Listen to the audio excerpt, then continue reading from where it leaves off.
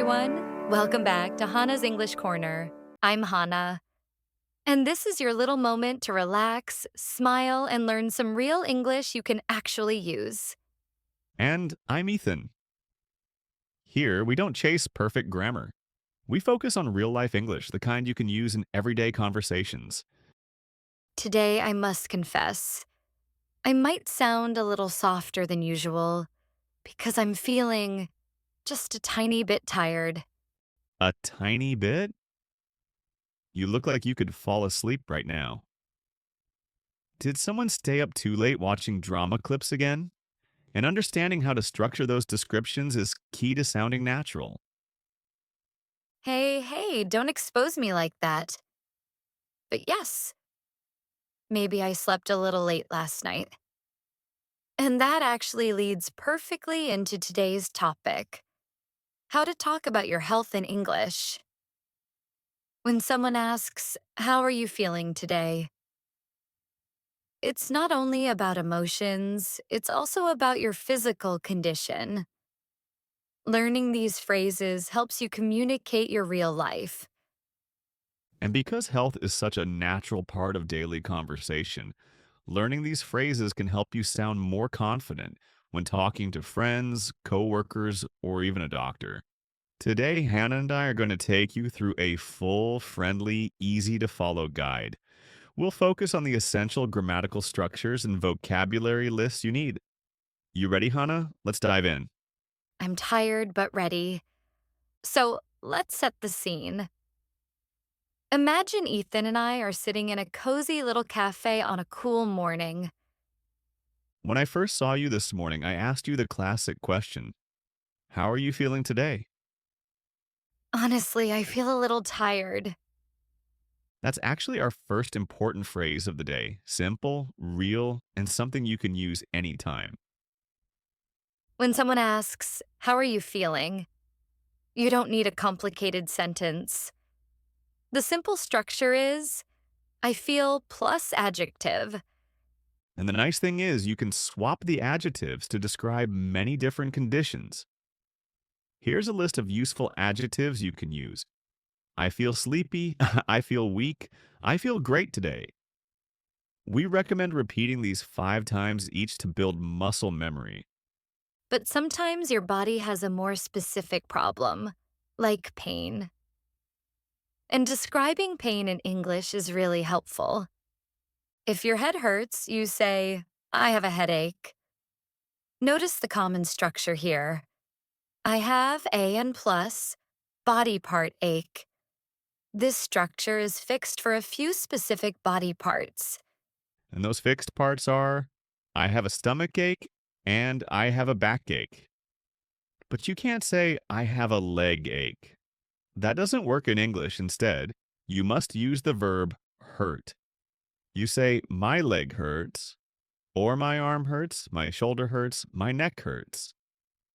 So let's summarize the rule clearly for our listeners.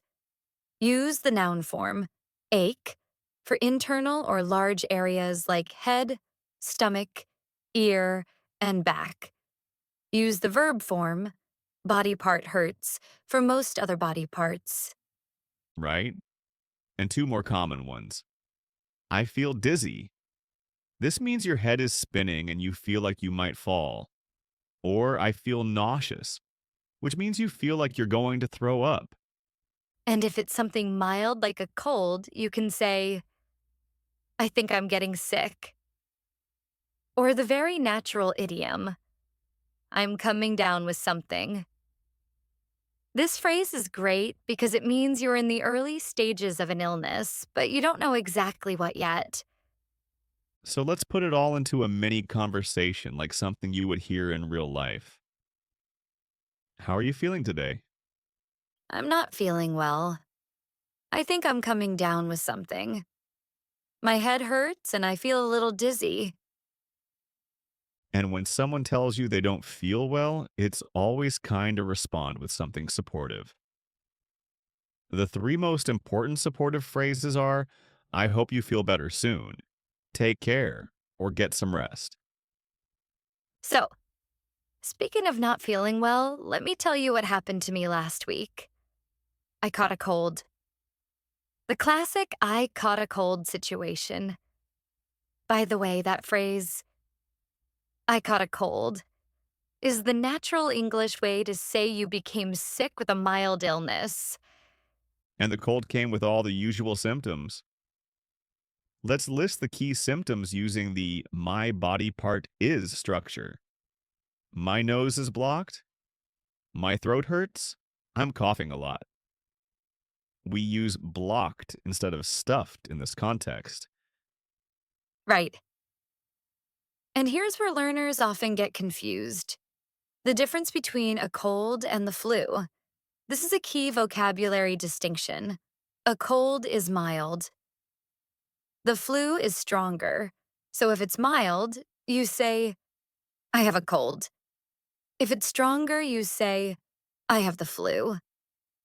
And trust me, I definitely did not have the flu. I've had the flu before, and that felt like being hit by a truck.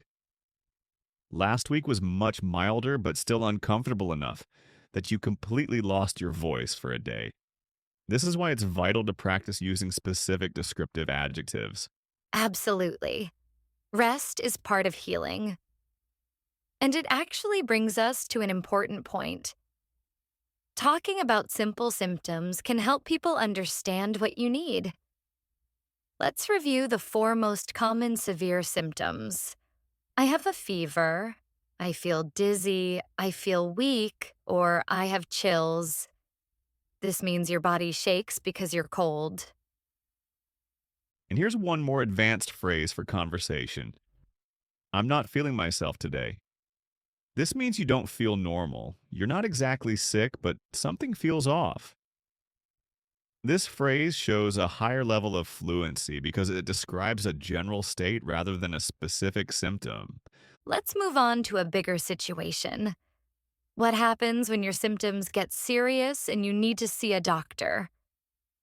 Most conversations at the doctor follow a very predictable pattern, which is great for English learners. The doctor will ask, what seems to be the problem? And this is where you start describing your symptoms simply and clearly. For example, I have a cough, I have a fever, or I feel weak. Now, let's focus on the most important grammar point in a medical context. When you want to say a symptom started in the past and continues until now, you must use the present perfect tense. This is non negotiable for clear medical communication. For example, we use the structure I've had, I've been, plus symptom plus since for plus, time. I've had a fever since Monday, or I've been coughing for 3 days. Let's break down the usage of since and for as a mini lesson. Since means the starting point. Since Monday, since last night. For means the duration. For 3 days, for a week. Your turn, Ethan. Give me one using since. Okay, I've been feeling tired since last night. Very natural. Now, after you describe your symptoms, the doctor might ask, do you have any allergies? This is an essential safety question. Allergies are things that make your body react, like peanuts, seafood, or pollen. You can reply simply, yes, I'm allergic to seafood, or no, I don't have any allergies. Finally, the doctor will give instructions. It's crucial to understand these three time structures. Once a day equals one time. Twice a day equals two times. 3 times a day equals morning, afternoon, evening. And remember the prepositions before meals or after meals. So far, we've talked about feeling sick and visiting the doctor. But now let's shift to what matters even more: what we do every day to stay healthy. We will focus on the vocabulary for exercise, food, and sleep. Let's start with exercise. The key vocabulary structure is using the verb go or do. You use go for activities ending in ing. I go jogging every morning. You use do for exercises like I do yoga in the evening. And you can use work out as a general term. I work out 3 times a week. And if you're like me, sometimes you're not as active as you hope. We need phrases to express our goals. You can say, I need to be more active, or I want to start exercising regularly. Nice.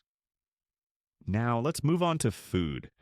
Talking about healthy eating is mostly about using verbs of action or reduction.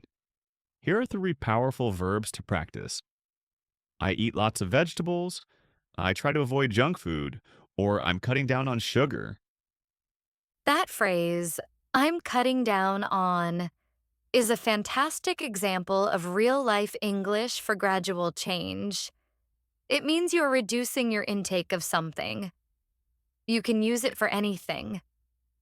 I'm cutting down on coffee. I'm cutting down on screen time. Very true. And I think that brings us naturally to our last category, sleep.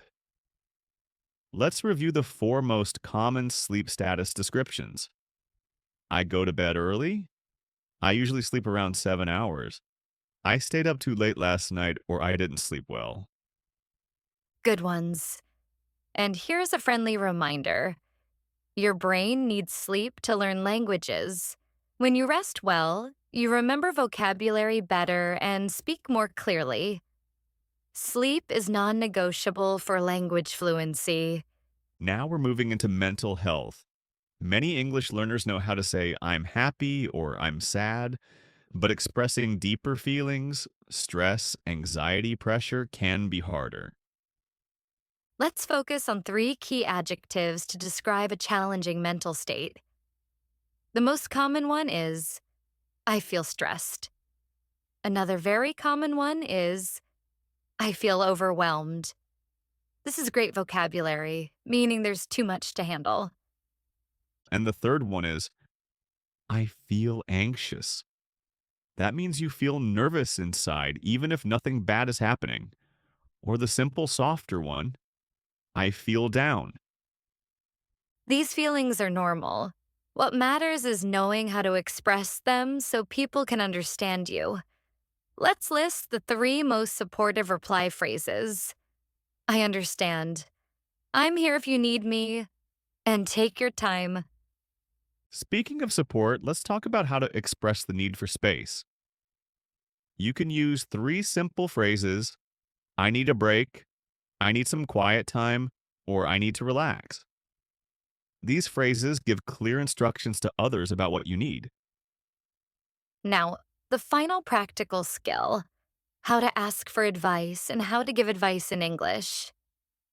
The good thing is, you only need a few simple sentence patterns.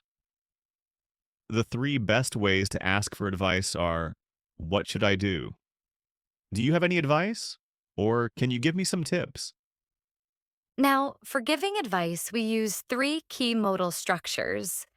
Remember to use these to create variety in your advice.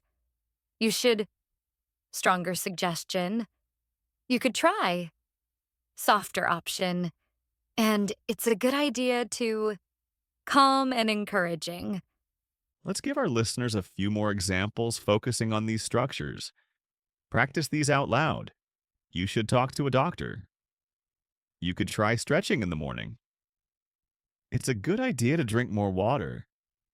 And when someone gives you advice, respond with polite phrases like, thanks, I'll try that. Or, I appreciate your advice. Manners matter. And that brings us to the end of today's episode. We didn't just talk about health. We broke down the essential vocabulary and structural patterns needed to communicate about your body and mind in English. Yes, being able to talk about these topics helps you feel more confident in real life.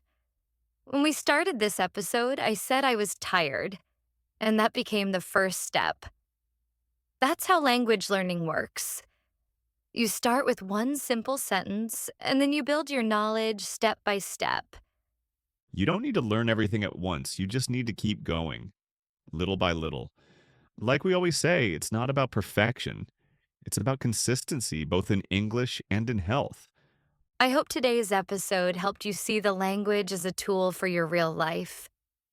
When you speak honestly about your feelings, you open the door to connection and healing. We really want you to feel proud of yourself for showing up today. Learning English is a daily practice. Just like taking care of your health, every day counts. We'll do a final quick review of the key structures we covered.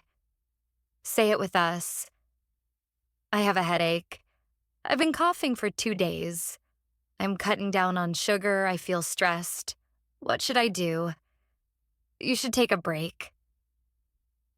Beautiful and true. You're building healthy habits inside and out. If this episode helped you, don't forget to like, share, and subscribe. It really supports the channel and helps us keep creating more lessons focused on practical English. Thank you for spending this time with us today. We're proud of you for showing up, learning, and growing. See you next time on Hana's English Corner. Take care, stay kind, and keep growing. And remember, keep your English alive every single day.